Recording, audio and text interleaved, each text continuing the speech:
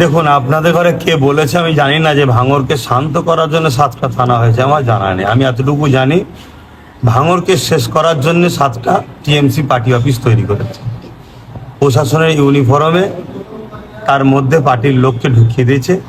তারা সম্পূর্ণভাবে দলদাস হয়ে কাজ করছে। যারা প্রকৃত প্রশাসন তাদেরকে আগেও সম্মান করেছি, আজও করছি, যতদিন বাঁচব করব, কারণ তারা আমার দেশের ল অ্যান্ড অর্ডারকে মেনটেন করে। তারা আমার দেশের মানুষের নিরাপত্তা বা ভেতরের আভ্যন্তরীণ মানুষের নিরাপত্তার জন্য তারা ভাবে। কিন্তু বর্তমান আমরা যেসব প্রশাসনের ইউনিফর্মে দলদাস হয়ে কাজ করছে তাদেরকে ধিক্কার জানাই, কারণ এরা সংবিধান বিরোধী কাজ করছে। তা 7টা থানা হয়েছে ভাঙরকে এয়ারপোর্টের নামে যখন উচ্ছেদ করা হবে, যাতে মানুষকে কন্ট্রোল করা যায়, তার জন্য এই থানাগুলো তৈরি করা হয়েছে। তাই শুধু ওহিদুল নয়, আজ পিছিয়ে পড়া গরিব মানুষ যারা নিজেদের রুজি রুটির জন্য দাবি করবে তাদেরকেও মারা হচ্ছে, এবং গরিবের হয়ে দেশের হয়ে হক কথা যারা বলছে তাদের ওপরও জুলুম করা হচ্ছে। টিএমসি সরকার বা কেন্দ্রে বিজেপি সরকার, এই দুটো সরকার একটা টাকার রিপিট আর রিপিট। এরা দুজনেই পুরো দেশটাকে শেষ করছে। এরা বিজনেস করতে নেমেছে। দেশের অর্থনীতিকে এবং রাজ্যের মানুষের শিক্ষা, স্বাস্থ্য, কর্মসংস্থান এরা সব ধ্বংস করে দিয়েছে। সেই জায়গাতে দাঁড়িয়ে থেকে এরা যখন নিজেদের রুজি রুটির ওপরে দেখছে, আমাদের বিরোধী কেউ দাঁড়িয়ে গেলে আমাদের মুখোশ যখন খুলে যাবে, আমাদের বিজনেস, আমরা যে ব্যবসা করতে নেমেছি মানুষকে লুটতে, এতে সমস্যা হবে, তখন তারা মানুষের জান লিয়াকেও পিছায়। আপনি মনে পড়ছে কি আপনাদের তামান্নার মতো ছোট বাচ্চাকে বোম মেরে এরা মেরেছে?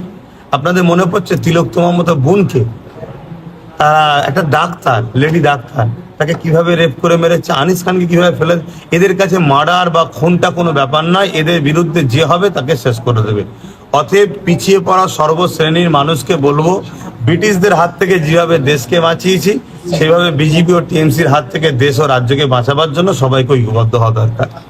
প্রশাসন এখন শাসকের দলদাস হয়ে কাজ করছে। যেসব প্রশাসন, আমি সব প্রশাসনকে খারাপ বলবো না, অনেকে আছে তারা ভেতরে ভেতরে কাঁদছে এই অরাজকতা দেখে, কিন্তু কিছু করতে পারছে না। তাদেরও নিরাপত্তা নাই, তারাও বেউজ্জতি হবে, বা তাদেরকে ওই অনুব্রতর মতো মা বোন তুলে গাল দেবে, বা আরো যত প্রশাসন বেউজ্জতি হচ্ছে দেখছেন না।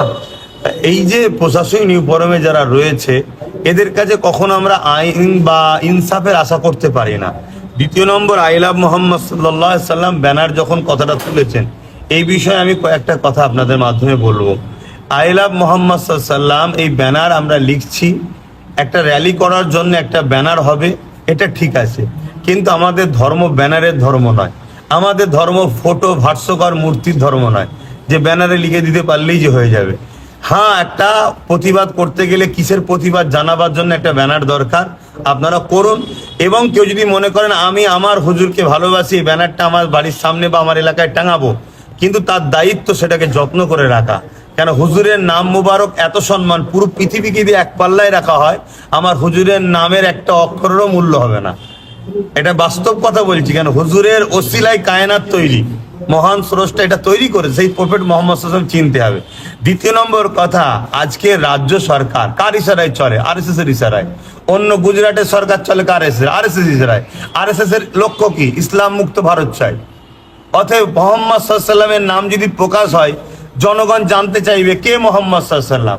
10 জন, 20 জন, 50 জন, 60 জন, আস্তে আস্তে অন্য সমাজের মানুষরাও জানতে চাইবে। জানতে গেলে গুগলে সার্চ করবে, সার্চ করতে গেলেই দেখবে যে পৃথিবীর সর্বকালে সর্বশ্রেষ্ঠ মহামানব, যার লাইফ স্টাইল, যার চরিত্র, যার জীবনী, যার আদর্শ, প্রেম, ভ্রাতৃত্ব, ভালোবাসা, সম্প্রীতি, ঐক্য, মানববন্ধন, সাম্য প্রতিষ্ঠিত করেছে, তখন মানুষ দলে দলে তার প্রেমিক হয়ে যাচ্ছে। তাই ব্রিটেন যেমন, আমেরিকা যেমন ইসলামকে মেটাতে চাইছে, আমার দেশেও একদল ধর্ম ব্যবসায়ীরা এই শাসকদের ঘরে দিয়ে, ধর্ম ব্যবসায়ীরা শাসকদের ঘরে দিয়ে, আবার বলছি ধর্ম ব্যবসায়ী, ধার্মিক যারা হয়, যে কোনো ধর্মের হোক, তারা কখনো খারাপ নয়। যারা ধর্ম ব্যবসায়ী হয়, ধর্মের আড়ালে নারী দেহ শোষণ করছে, ধর্ম আড়ালে কুসংস্কার ছড়াচ্ছে, এই শ্রেণীর মানুষরা এই ক্ষমতাশালী শাসকদের ঘরে দিয়ে ইসলামকে মিটাতে চাইছে। কেন ইসলাম থাকলে এদের ভণ্ডমি খুব শিগগিরই মিটে যাবে। দালালের কাজ দালাল করবে, ওটা কথা উত্তর দিয়ে লাভ নেই। এখন কথা হচ্ছে, আমি শুনেছিলাম অভিষেক নাকি রঙের দোকান ছিল, আমি জানি না, শুনেছি হয়তো রঙের খুব বড় ডিলার, রং বিক্রি ভালো হয়েছে। আবার শুনছি নাকি বালি, কয়লা, পাথর কিছু নাকি বাদ দেয়নি। ভাই আমি তো ছিলাম না ভাগিদারিতে, শুনছি হয়তো এইসব করে ইনকাম করেছে। আর না হয় এমন কিছু, সে আগেকার সময় ছোটবেলায় গল্প শোনাতো, কি বলে এটা, কি জাদুর ছড়ি নাকি, ঠেকালেই সোনা হয়ে যাবে, এরকম কিছু আছে হয়তো, যাতেই ঠেকায় সোনা হয়ে যায়, সেগুলো বিক্রি করেছে হয়তো। আর নচেত ওনার পরিবার তোলা উচিত নয়, কিন্তু পরিবার তো সোনা নিয়ে নাকি ধরা পড়েছিল, সেই সব কারবারের টাকা হতে পারে। তবে এই নিয়ে আমি আপনি বলে তো কিছু লাভ নাই। দিদি মোদি সেটিং, ও 350 কোটি না 3.5 কোটি কত বললেন, 3.5 কোটি তো ছোট ব্যাপার। 3.5 লক্ষ কোটি টাকা যদি সম্পদ অভিষেকের থাকে, তা ওর কিচ্ছু করতে পারবে না। কেন? ওকে দাওয়াত করে প্রধানমন্ত্রী খানা খাইয়েছে। কিরম সেটিং বুঝতে পারছেন তো? আর আপনার বাড়ির গরিব যদি টাকা জমিয়ে 500 টাকা হোক, 1000 টাকা মেয়ের বিয়ে, বেটার বিয়ে দিবার জন্য জমাবে, নোটবন্দির নামে মোদি সব ঝেড়লে চলে যাবে। গরিব মারার কল চলছে, কিন্তু গরিব এখন হিন্দু মুসলমান করছে, গরিব এখন আদিবাসী দলিত করছে, ও হিন্দু ও মুসলমান, নওশাদের মুখে দাঁড়িয়ে মাথায় টুপি। আরে 79 বছর দেশের প্রধানমন্ত্রী হিন্দু, 79 বছর দেশের সিএম হিন্দু রাজ্যের, এরপরে হিন্দুত্ব ভাবা দরকার। আমি আমার ধর্ম দেখে কি পেলাম? যদি একটা দাড়িওয়ালা টুপিওয়ালা আমাকে শিক্ষা দেয়, চাকরি দেয়, কর্মসংস্থান দেয়, আমার তার পাশে দাঁড়া দরকার। আর মুসলমানকে বলবো, একটা তিলক দিয়া ব্রাহ্মণ যদি মুসলমানদের নিরাপদ দেয়, মুসলমানকে তার দেশের সংবিধান অধিকার দেয়, আর একটা মোল্লা যদি ওই যে ওই রকম যারা গাদ্দার হয়, এর থেকে ওই অমুসলিমের পাশে দাঁড়ানো উচিত। কারণ এটা কোনো ধর্মগুরু আমি সিলেক্টেড করিনি, আমি রাজনীতির নেতা সিলেক্টেড করেছি। এখানে তার ধর্ম কি দেখার দরকার না, তার চরিত্রটা কি দেখতে হবে, সে কত আদর্শবান, সে কত ইনসাফওয়ালা, সে কত ন্যায়পরায়ণ, সে মানুষকে সংবিধান অনুযায়ী অধিকার দেবে কিনা, এটা দেখতে হবে। এটা আজকে আমরা দেখি না, আমরা দেখি রে ও তো অমুসলিম রে, আরে ও তো দাড়িওয়ালা টুপিওয়ালা রে, ও না না না না না। এই যে মেন্টালিটি আমাদের, না খেতে পেরে মরে যাবো তাও ভালো, অমুসলিমকে ভালোবাসবো না, না খেতে পেয়ে মরে যাবো তাও ভালো, দাড়িওয়ালা টুপিওয়ালাকে ভোট দেবো না। এই মেন্টালিটি থেকে বেরিয়ে আসতে হবে। মানুষ যে আমাকে অধিকার দেবে তার পাশে দাঁড়াও, তবে দেশ বাঁচবে, সমাজ বাঁচবে। মানুষ বাঁচলে সমাজের উপকার, সমাজ বাঁচলে দেশ বাঁচবে। আর এটাও মনে রাখবেন, আমাদের দেশের সংবিধান সবাইকে সমান অধিকার দিয়েছে। এই সমান অধিকার পাওয়ার জন্য এই সংবিধানকে যারা ভালোবাসে, সংবিধানের পক্ষে যারা কথা বলে, সেরকম মানুষকে আমাদেরকে সংগঠিত করা দরকার, তাদের সাথ দেওয়া দরকার। আমি একজন ওলামা হিসাবে আমাকে দৌরা হাদিস বা এমএম আমি করেছি। আমাকে আল্লাহ যতটুকু জ্ঞান দিয়েছে, সেরেকের ব্যাপারে ইসলাম খুব কঠোর। সেরেক বলতে আল্লাহ মহান স্রষ্টার সঙ্গে অংশীদারি করা।